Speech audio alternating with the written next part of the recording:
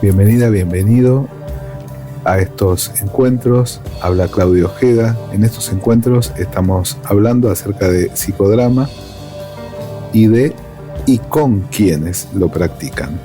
En este encuentro conversaremos con Dalmiro Bustos, que es médico, psiquiatra y psicodramatista. Se formó en psicodrama con Jacob Levin Moreno y Cerca Toeman Moreno. Es psicoterapeuta y profesor de psicodrama y ha ejercido en las últimas décadas en Brasil y en Argentina, o en Argentina y Brasil. El orden creo que se lo vamos a preguntar a él. Así que pasamos a conversar con Dalmiro. Adelante. Estoy junto con súper histórico del psicodrama, Dalmiro Bustos. Estamos dando continuidad a una conversación, así que ahora estoy intentando de nuevo. Gracias, Dalmiro, por la conversación.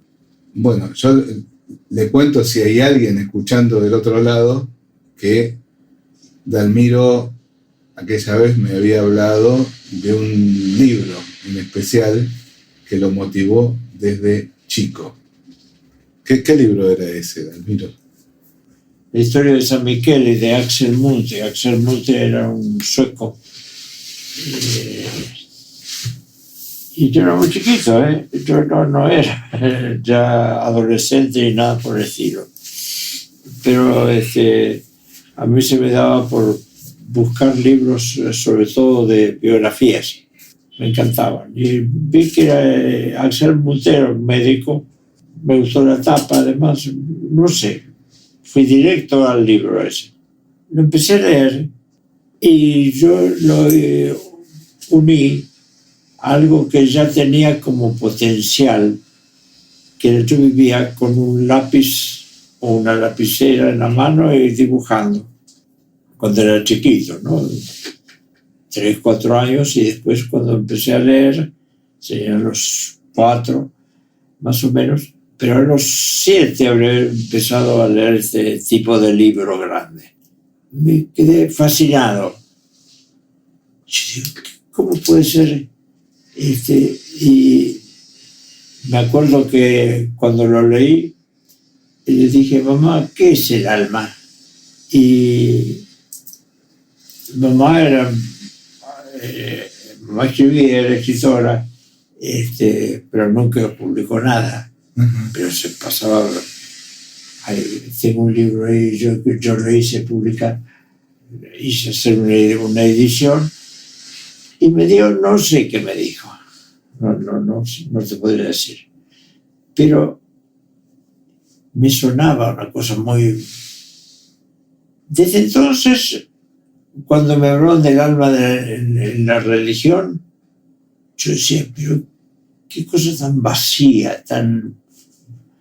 Entonces, durante un tiempo me peleaba con el concepto del alma, pero me quedaba lo que decía Munthe.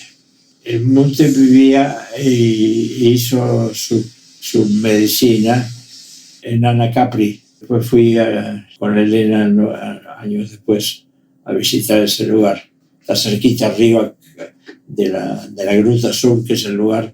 Hay 2 lugares que para mí está el alma encarnada o representada, que es la Gruta Azul, es un lugar que me impacta, y otro también azul, que es la capilla de Luis XIV, que estaba al lado del dormitorio real. Había una puertita y la puertita daba una capilla. La capilla era un lugar todo lleno de vitro, donde la luz se daba por todos lados y no había una imagen, nada. Y yo sentí lo que pueden llamar una epifanía. Yo sentí que salía de mi cuerpo. Y el impacto de un turista, volviendo al ser Munthe, de todas maneras siempre estaba como, yo quiero eso, con gente y vivir en el medio de la alegría y el dolor y lo que fuera. Eso no lo leí durante mucho tiempo, y cuando empecé a hacer ir para la medicina era muy claro qué es lo que yo quería. Yo no quería nada de todo lo que me enseñaban. No, eso no, así no, esa crudeza no. Vos me contaste que los profesores te apuraban un poquito. Bueno, Busto, o sea, además de conversar. No, pero eso era en el secundario. En el secundario. También me aburría lo convencional. Yo tengo 2 nietas ahora, de las 5 que tengo, de los 5 nietos, 2 exactamente iguales. Se aburren, lo convencional se aburren. Entonces siempre hay algo que rompe esa convencionalidad y la humanizan, ¿no? Lo convencional para mí es una especie de lámina de plástico que se pone en la vida, ¿no? Entonces no me interesaba. Pero sí, no me interesaba la forma de enseñar, pero me gustaba aprender. Y una avidez a aprender. Entonces yo, por ejemplo, leía Shakespeare a los 11 años, 12, leía Shakespeare entero en inglés. Era una bestia, ¿no? Pero también el precio que pagaba era que era bastante solitario. Pero otra cosa que me hacía vibrar eran los chiquitos, muy chiquitos, bebés. Los vecinos me traían cuando salía a pasear. Vasquito, me cuidaba, si yo me lo agarraba, me parecía lo más maravilloso los piecitos de los bebés. No me costaba nada cuidarlos. Por eso no fui pediatra. Por tanta pasión por los niños y su cuidado. Porque eran la expresión de la crueldad más terrible que he tenido en mi vida. ¿Te lo cuento? Dale. Ahora ya que estamos por otro lado. Sí, dale, sí. Cuando yo fui a estudiar a Estados Unidos, quería ser psiquiatra y era mucho más barato. Acá era el único camino era la asociación psicoanalítica, que era carísimo. Tenías que hacer primero una terapia con un analista didacta que salía 4 veces por semana. En mi casa no había ese dinero, era una casa moderada, pero no ese dinero. Y en Estados Unidos, como yo hablaba bien inglés, y la Universidad de La Plata era muy, muy, muy, muy bien. En cuanto vos decías Universidad de La Plata, te aprobaban la visa. Yo fui con la idea de hacer un internado primero en pediatría. La segunda semana me toca una guardia nocturna. Yo fui a un lugar que se llama Nashville. ¿Se llama? En Tennessee. En Tennessee. Ajá. Enfrente al el hospital, en una margen del río Mississippi, y Little Rock en la otra margen. Que era en el momento de la guerra que sigue entre negros y blancos. Y había bombas.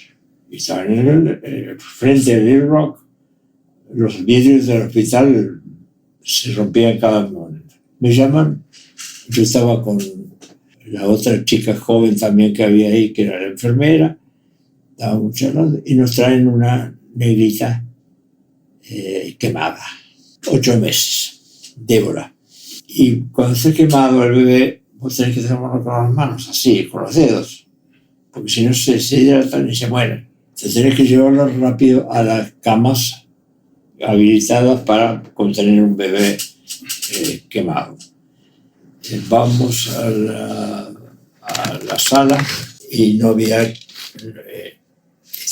camas. Cuando voy a la cama de blanco, sí había. Entonces yo, argentino, en esa época, ni idea tenía. ¿Cómo no va a haber? Hay que pagar. No. Aquí no entra un negro. O sea, no era cuestión de precio, sino de un segregacionismo explícito y directo.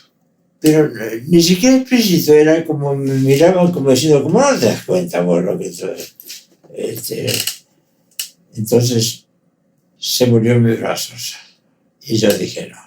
Yo me acuerdo que me abracé a Mary, que era la peticita que estaba, siempre me gustaron las peticitas, que estaba conmigo de guardia, y lloré toda la noche. Yo dije, yo no voy a poder tolerar el sufrimiento de un bebé, porque lo más cruel que eso no hay.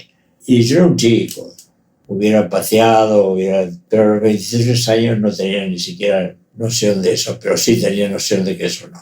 Y de ahí dije, bueno, la otra opción, que era la psiquiatría, tal vez me lleve a... que los bebitos los tienen en estado puro, que después se los vamos quitando y sacándoselos, pero lo tienen los bebés. Después fui entonces a seguir la psiquiatría. La psiquiatría me daba una visión de la mente, alma.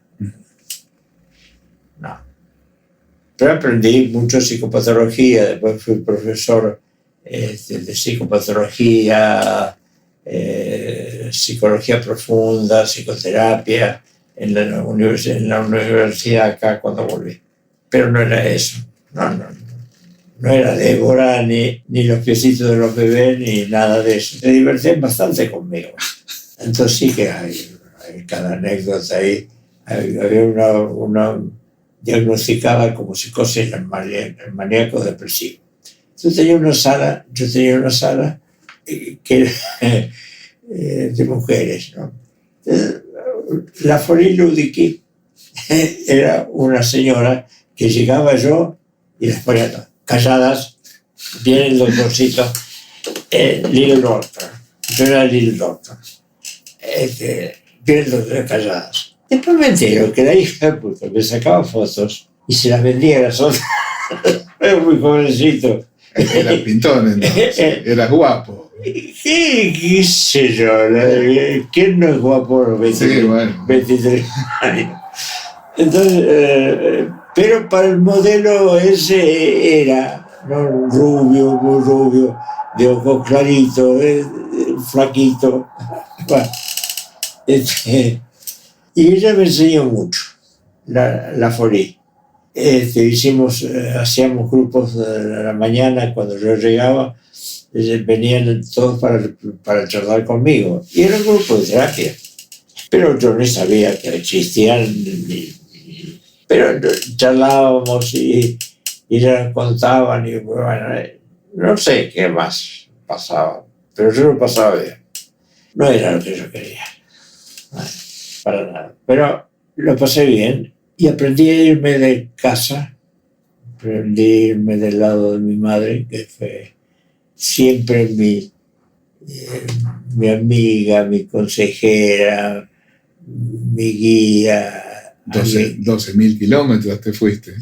A 12.000 kilómetros te fuiste. Sí. Y cómo decirlo. Y necesitaba irme, sí, porque si no... Bueno, y me fui entonces, me quedé ahí un tiempito. Y de ahí me fui a Boston, a un hospital de Boston donde tenía acceso a varios de las cosas que están ahí. No hay más porque desde Margaret Mead hasta Carol Rosen, todo lo que se puede imaginar. Y me lo pagaban. Hice hipnosis, cursos de psicoanálisis, todo lo que se te ocurre. Y mucha práctica. Pero yo el modelo de psicopatología no me gustaba. Yo no me lo tragaba. De allí fueron siempre muy amables. Siempre me fue muy bien. Siempre fui muy apreciado. Yo creo que ahí hay algo que yo les digo también cuando se rompe con ciertos modelos de amabilidad, que viene de amable y viene de amor. De amar, sí. Y la amabilidad es algo que en casa se usó siempre como modelo de relación. Se decía bastante crudamente en ciertos momentos, pero siempre yendo en una línea de tratar bien el otro. Entre los 4 hermanos y mis padres, eso siempre estaba ahí. Y siempre romperlo hay que buscarle una vuelta constructiva, porque si no puede destruir mucho la sensibilidad de la gente, y si rompe la sensibilidad se rompe el vínculo. Entonces se escapa de la verdad todo lo que uno quiera expresar, ¿no? Volví a la Argentina, ahí volví porque yo no soy americano. Yo tengo mis documentos americanos, mis documentos brasileños, pero yo soy argentino. Y siempre lo fui, aunque mis abuelos eran vasco-españoles por un lado, vasco-franceses por otro. Eran vascos, entonces. Eran más vascos que... Por si quedan dudas. Por si quedan dudas.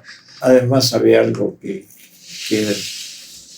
yo decía, en Estados Unidos yo no quiero vivir ahí, no me gusta. No me hace sentir bien, no me hace sentir. Pero en esa época, al ser Multe, estaba conmigo, me llevó a hacer de Boston y Broadway, era muy cerquita. Y Moreno estaba en el medio, porque Moreno tenía Broadway y yo estaba en Beacon. Bueno, no lo había visto, en esa época no lo había visto, pero estaba ahí. Aprendí mucho. Y viste mucho teatro, mucho cine, mucho... Todas las fines de semana me tomaba el tren desde Beacon hasta el centro de Manhattan, y de ahí a todos los teatros que le tocó reír. Lo vi a Laurence Olivier, a Anthony Quinn, a Bette Davis. Todos los fines de semana estaba, ¿no? Y yo ahorraba la plata del internado para poder ir. Me fascinaba. Y todas las conferencias que hemos visto, por favor. Pero yo quedarme allá, nunca. Mis amigos, que eran argentinos, y habíamos estudiado juntos, hicimos varias partes de la carrera juntos, se quedaron a vivir allá. Ajá. O sea todos. Que los que fueron contemporáneos con vos allá, todos están todos allá. 2 se murieron ya. Pero quedaron todos a vivir allá. Todos. Y ahí conocí a un monseñor en mi viaje de vuelta, Monseñor Podestá, rector de la Universidad de Córdoba. Sí. En esa época hacíamos un viaje desde allá hasta Argentina, desde Miami hasta Argentina. Eran como 20 horas. En avión. Con varias escalas. Varias escalas. Me hice muy amigo de Monseñor Podestá.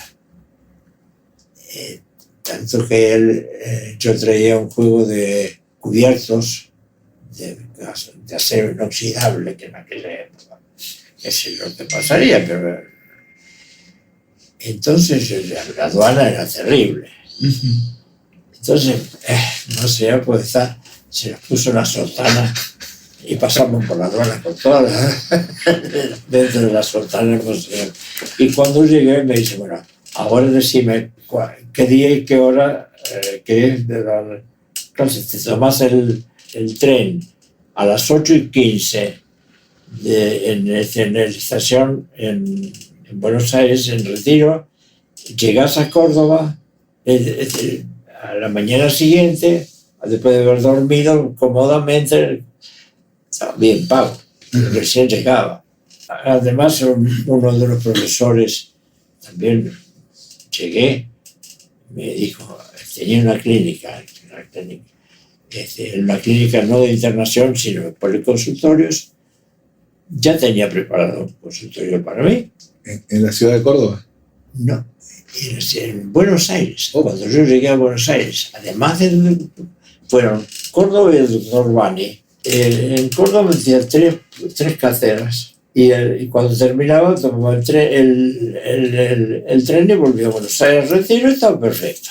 El otro era Monseñor Podestá, y Bani el primer día yo miro la agenda, estaba llena.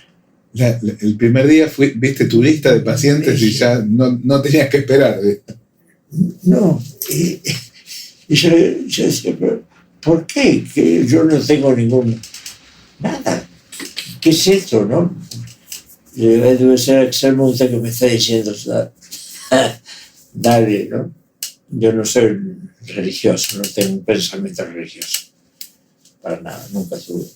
Ni bueno ni malo. Sí, hay gente religiosa que está. Pero el alma sí. Trabajé más en lo psiquiátrico, pero un psiquiátrico que no eran, las medicaciones que había en esa época eran pocas. Había otro hecho que me había hecho aprender también, que era una vez que estaba de guardia, siempre la guardia en La Plata, en la asistencia pública, me llamaron de noche porque por una crisis nerviosa. Un cartel. ¿Eh? Un cartel, ya es eso. Crisis nerviosa. Yo iba con la ambulancia, me encantaba. Y llegó una villa, una chiquita, 14 años. Raquel, un charco de sangre, se había hecho un aborto. ¿Ella misma o...? ¿Ella se había hecho hacer o ella misma? Con una aguja de coser, de tejer. Porque tenía miedo de lo que iban a hacer los padres. Estaba en un grito. Era antes de la época de Estados Unidos, antes de irme. Pero también me enseñó mucho. Entonces el chofer de ambulancia llevaba siempre un botiquín con los escasísimos medicamentos que había pentotal y ese tipo de cosas para o alguna cosa por el estilo para calmarla.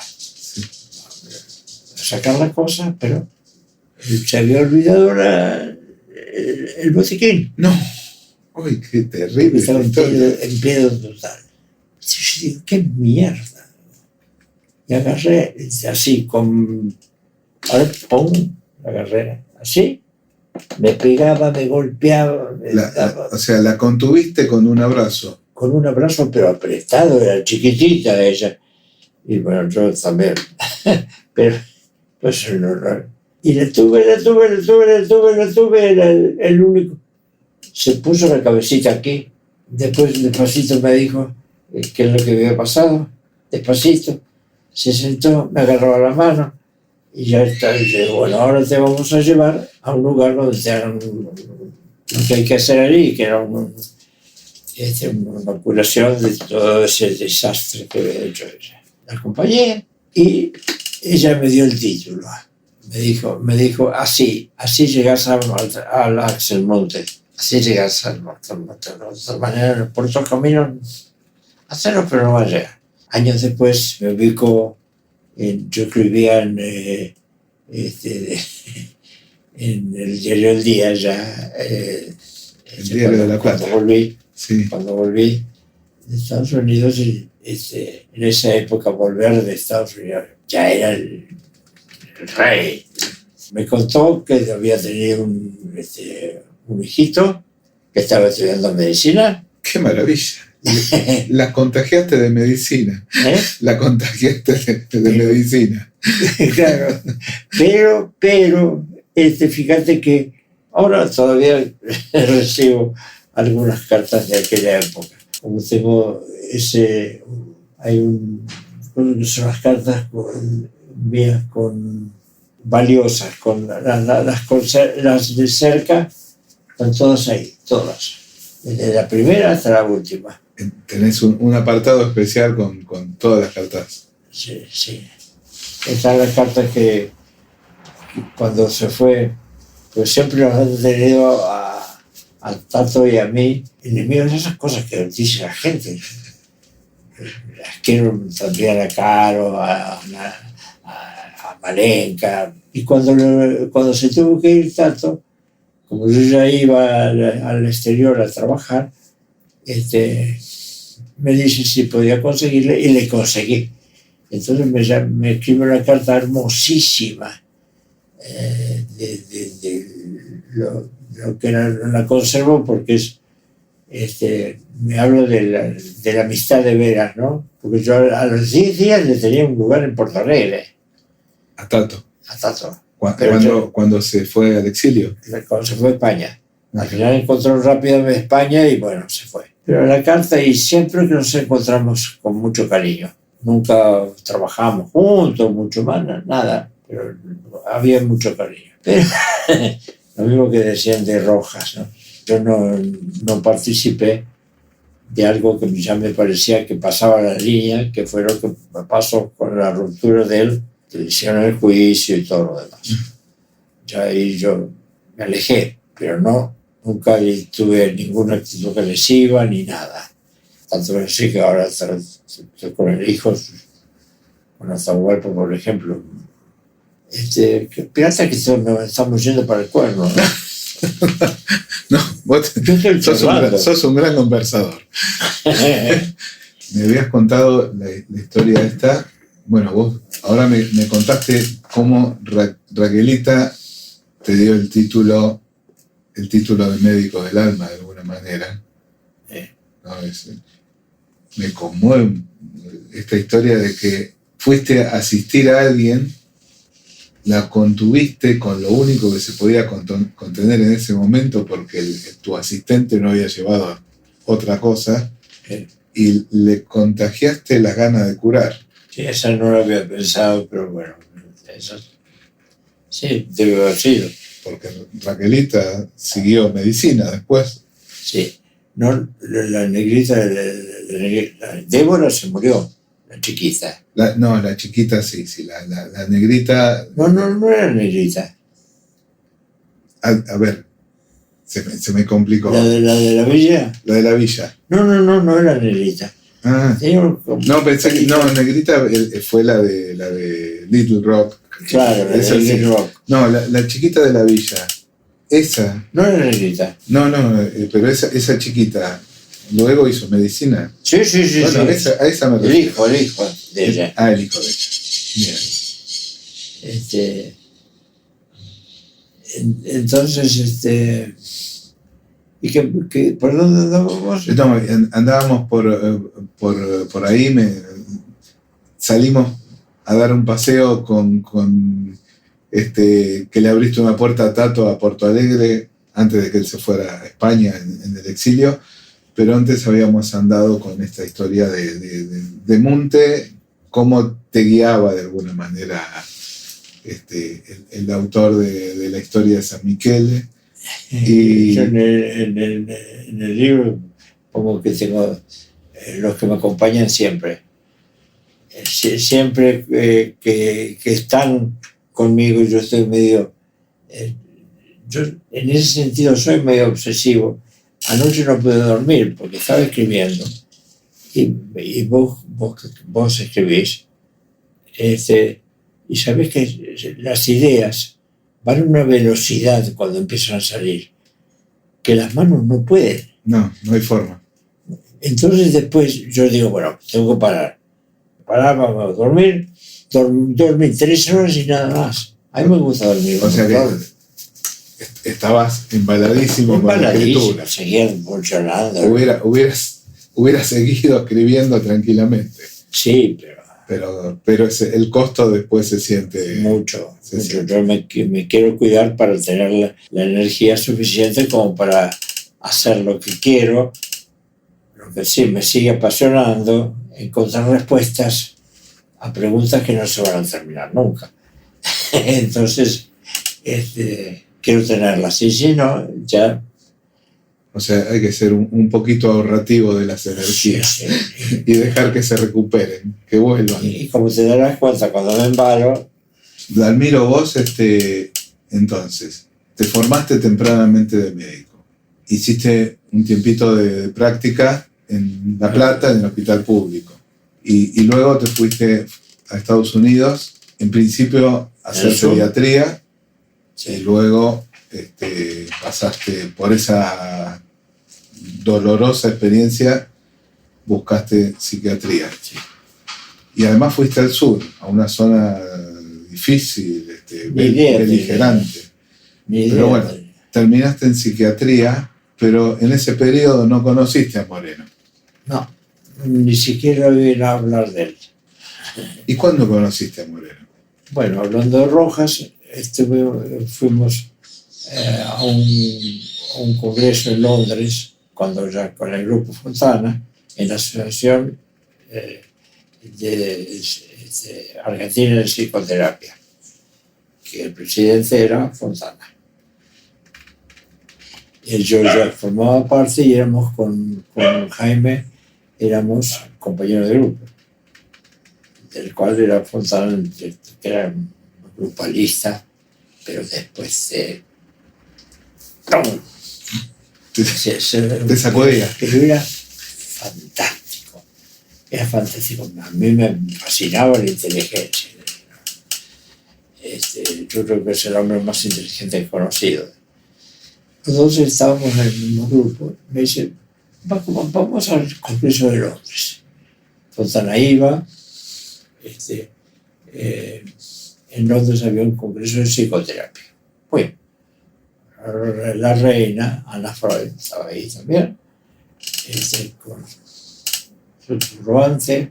Termina el congreso y Elena me esperaba en París para ir a pasear.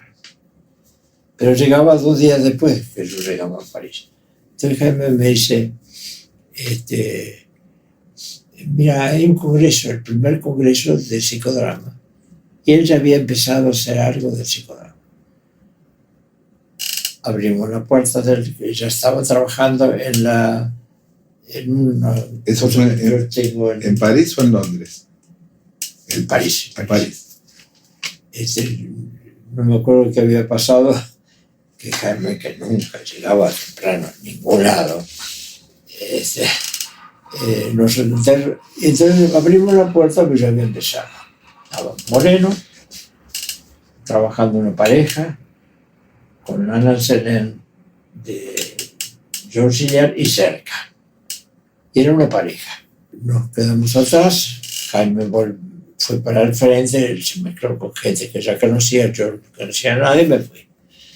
Me preguntaban qué viste. Era un payaso. Imagínate, venir de Londres, del lugar donde estaba la realeza, verlo al gordo. Bueno, pero me quedó un pinchecito. Yo decía, algo tiene. Sabía que por allí yo llegaba a dudar que existiera Axel Monte. Debe ser un novelista. Pasa el tiempo y lo ve, Jaime me dice, mira, vamos a hacer con 2 amigos, que eran Tato y Carlos Martínez, vamos a hacer una demostración sobre una escena. La escena era la escena que salió con todo el grupo Fontana, fue todo el grupo de terapia, fue pornográfica. Uh-huh. No era pornográfica, grosera, y no me gustó nada. ¿No te gustó? No, para nada. Lo discutimos con Jaime, que era bueno, que claro que era una cosa burguesa que yo tenía, pero me quedó una sensación de que había algo más, que yo me peleé con Fontana. ¿Te peleaste a partir de esa situación con Fontana? ¿A partir de esa situación, de esa...? No. Como te dije, Fontana era así. Y yo estaba viajando con todos, con los compañeros del grupo, sí. Y Elena. Pero era de los pocos que estábamos con Elena. Y Fontana quería dirigir, y era...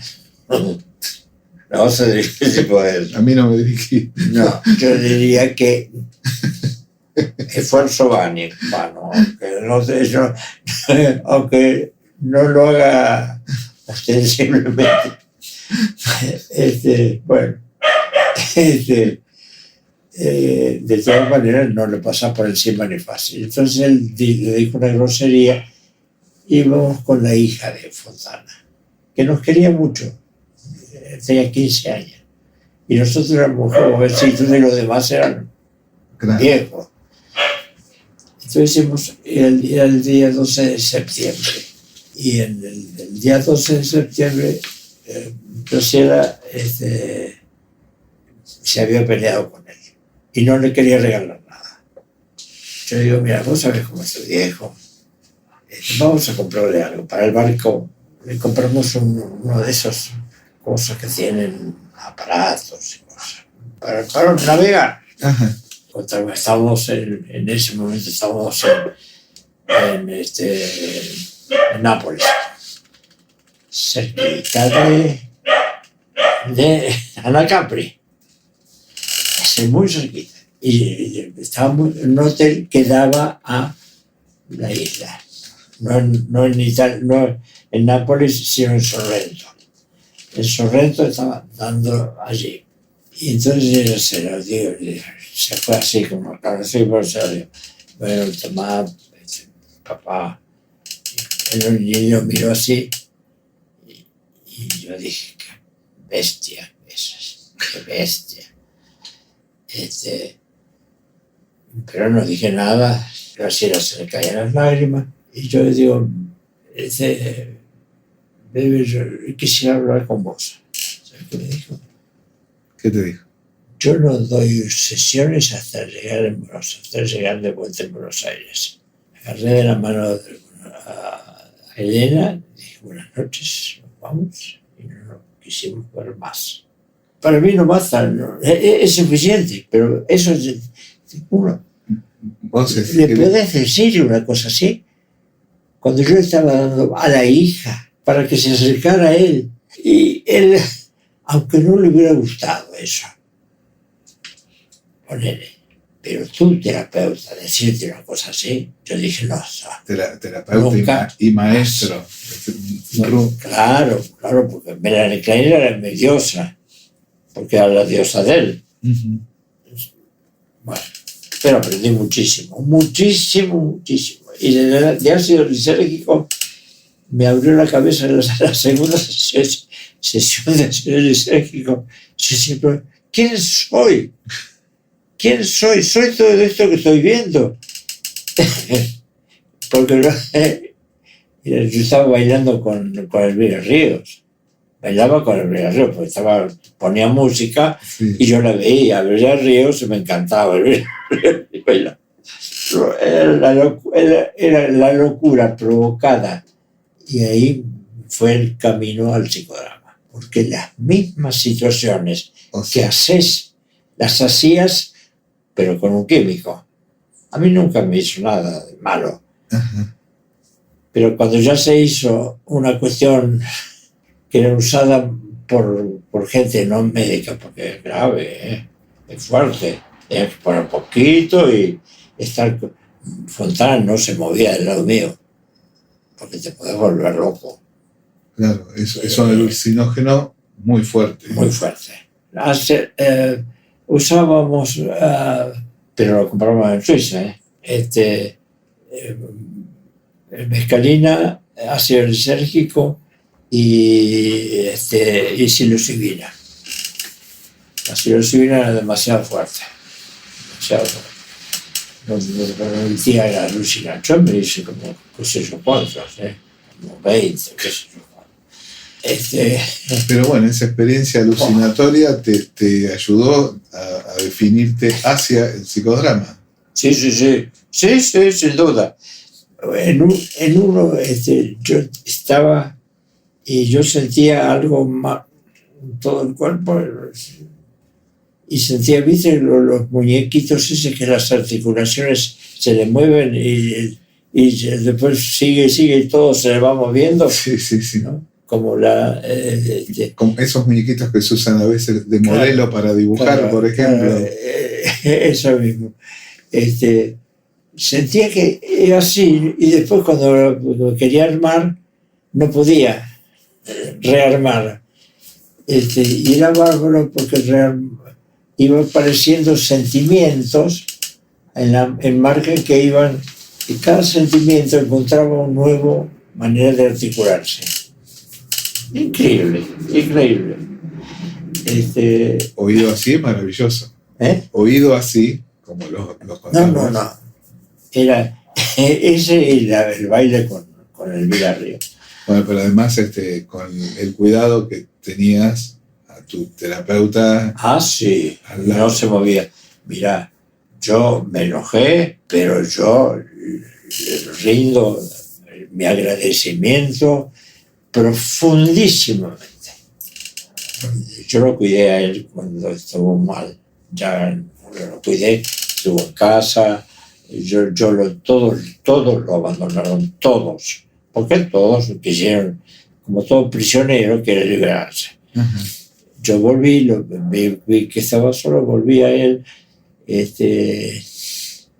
hablamos su versión de las cosas.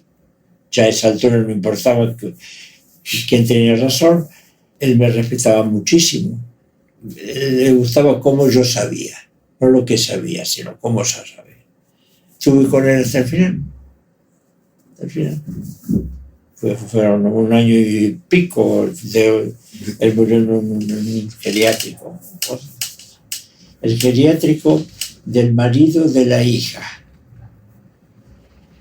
Bueno. Absurdo, porque era uno de los tipos, pero bueno, 5 matrimonios. Bueno, tuvo una vida diversa, entonces. Sí. Entonces, ahí me abrió la idea de el hecho de ver de la relación con...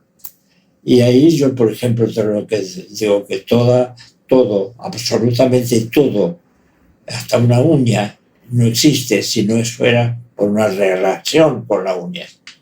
Porque ahí me veía la relación con. Un día,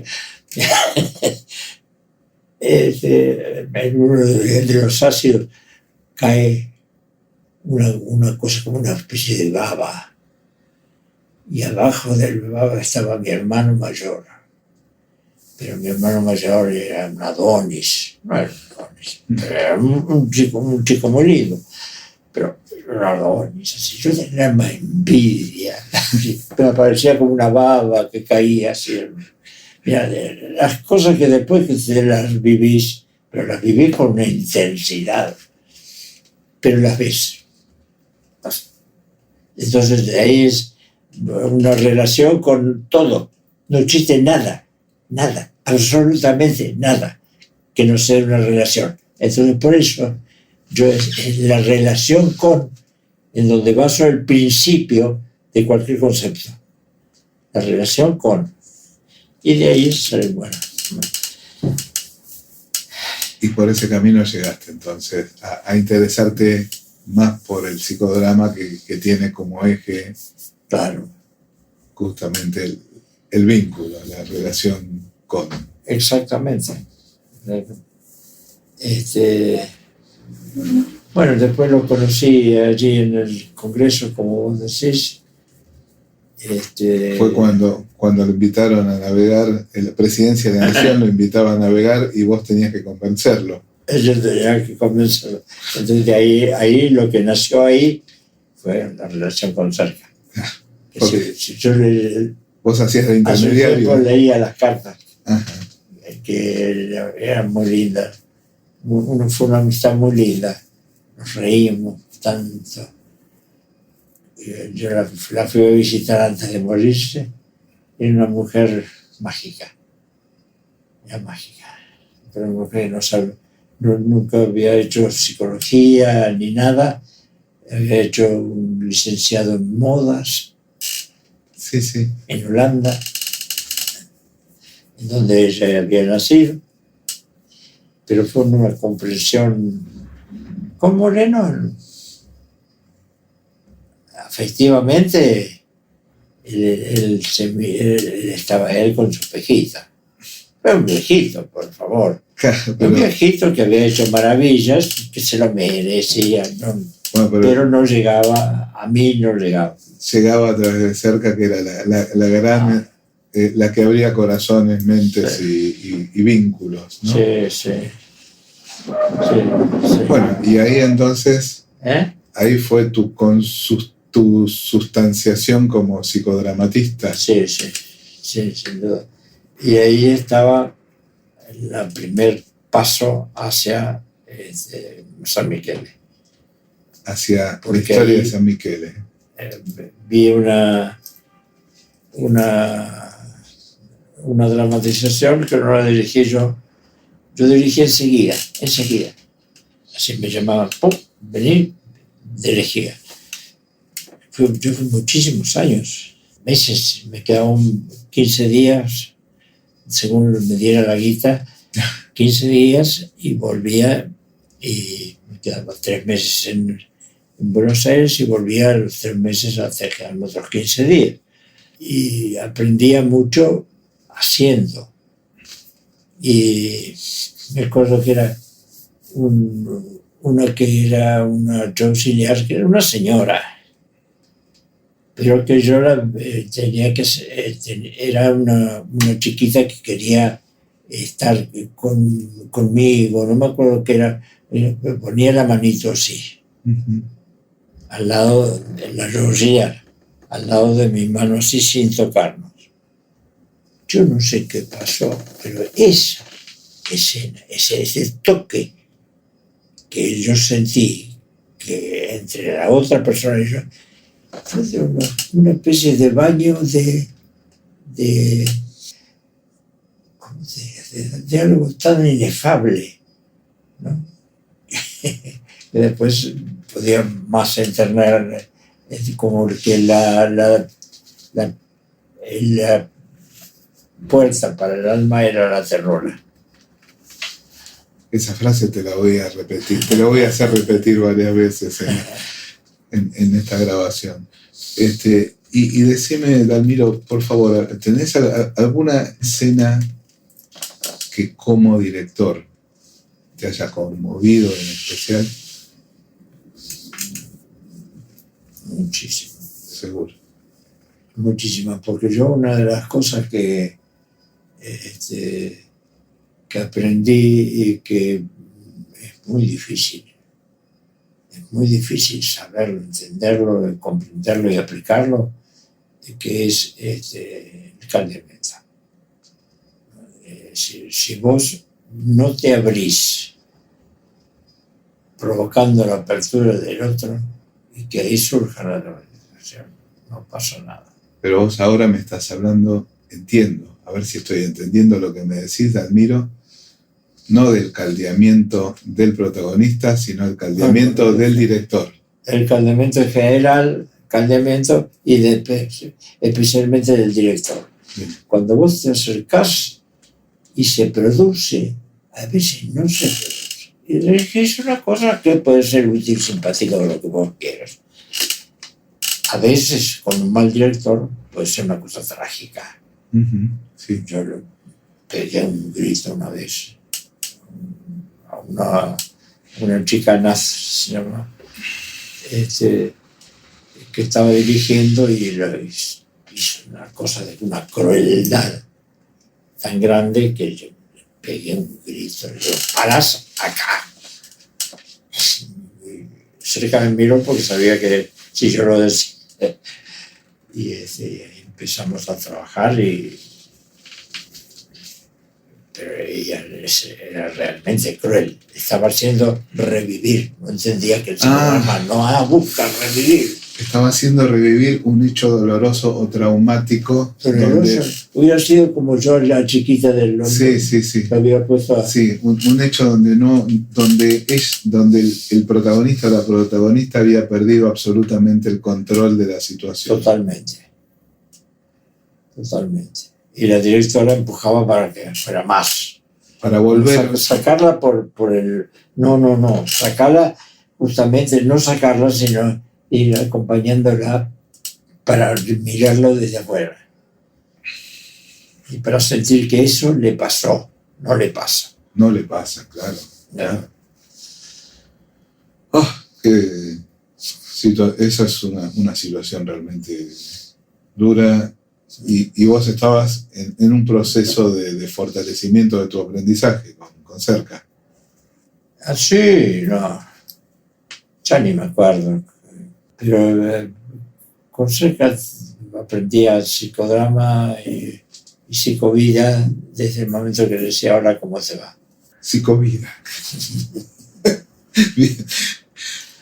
Decime, Dalmiro, para ir cerrando, si alguien que escuche, o por esto definitivamente terminará siendo un podcast, una grabación en la nube, ¿qué es lo que vos le dirías a alguien que se está preguntando qué es el psicodrama? ¿Qué es lo que le dirías para su vida que puede ser el psicodrama? ¿Qué es el psicodrama para mí? Bueno, para vos es mucho más específico. Mucho más específico, para vos. Sí, porque para muchos tiene todo el derecho del mundo. ¿Qué es eso también? Es el respeto, el amor, la capacidad de ver a través de lo evidente, sin que eso sea un centro del inconsciente, porque no lo es, y no juzgar. No juzgar. No juzgar. Porque hay muchas interpretaciones. Yo tengo, en la época de Melanie Klein, digo que era juicio de valor tras otro. Y si querés meterte en eso, tenés que estar dispuesto a hacerlo. Porque no podés hacerlo de verdad si no lo sentís en vos. Si no sos vos el que cree que ese tipo de relación en la vida puede existir. Yo escribo en Facebook cuando tengo ganas. Sí.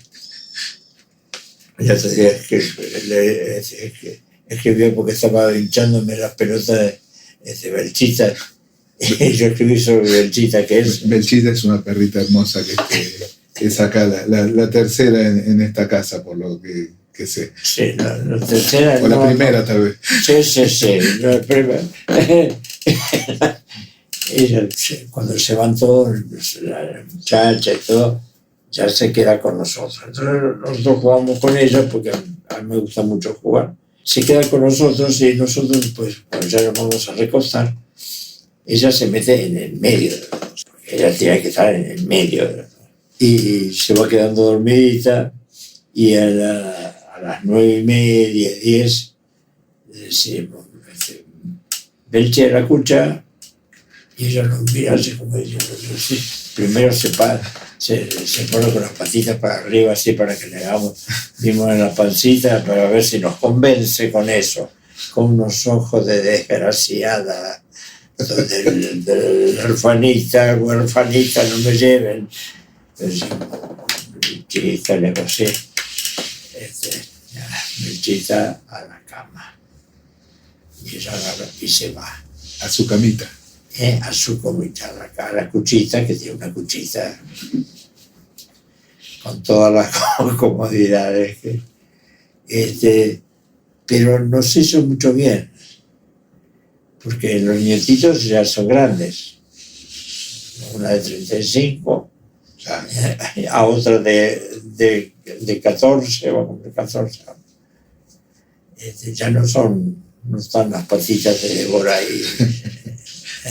No, y además a mí me parece que los animales de compañía tienen una diferencia, que uno los puede mimar sin límites. Sí, sin ser papá ni abuelo.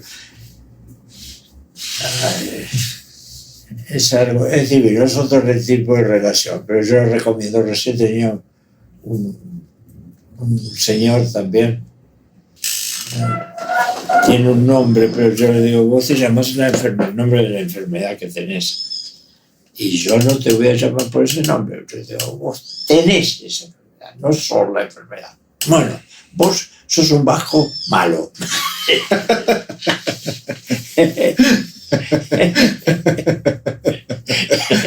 Eres judío, entonces yo le digo, vos sos un judío. Otra cosa, el humor. El humor. Yo no existiría en este momento si yo no hubiera podido atravesar básicamente el asesinato de mi sobrino, que me lo tiraron un chico que era psicodramatista, ya Pablito, cuñado de él. Era el hijo de Elena, era el hijo de mi hermano mayor, pero era el hijo de Elena. Se adoraban los dos.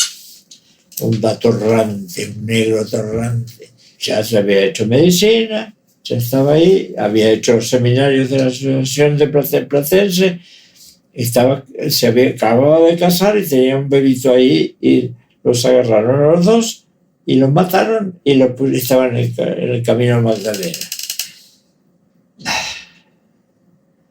¿Eso cuándo fue, Dalmiro? El 22 de octubre de 1976. Ah, fue obra de la dictadura. Eso, sí. Qué duro que fue eso. Dalmiro, queda pendiente algo que no lo vamos a conversar hoy, pero te lo quiero dejarlo grabado como para que quede pendiente de alguna vez, no demasiado, dentro de demasiado tiempo, conversar sobre tu experiencia durante Malvinas, el otro frente. Bueno, esa era la otra situación que yo no hubiera sobrevivido sin el sentido del humor. Cuando yo vuelvo a sentirnos, nos fuimos, no vivimos acá nosotros, nos fuimos cuando me pusieron un revólver acá. Ajá. Me dijeron, no, te vas ya. En el entierro de Pablo, sí, que abrieron el cajón delante nuestro a los hachazos, y ahí nos fuimos. Me iba a ir a Brasil, que ya tenía mi casa en Brasil, pero decidimos ir como una alternativa de un salto a Mendoza, que alquilamos una casa en Chacras de Coria, porque era un lugar donde no pasaba mucho. Y me dijeron, mira, que vos es que... Y ahí hice el primer congreso de psicodrama. Ahí mismo en Mendoza, desde Chacras de Coria. Desde Chacras de Coria, que era Mendoza ahí, pero lo hicimos en San Luis. Un poco al lado. 300 personas. En zona serrana. Y yo lo abrí haciendo un teatro de espontaneidad. Tenía un cagazo.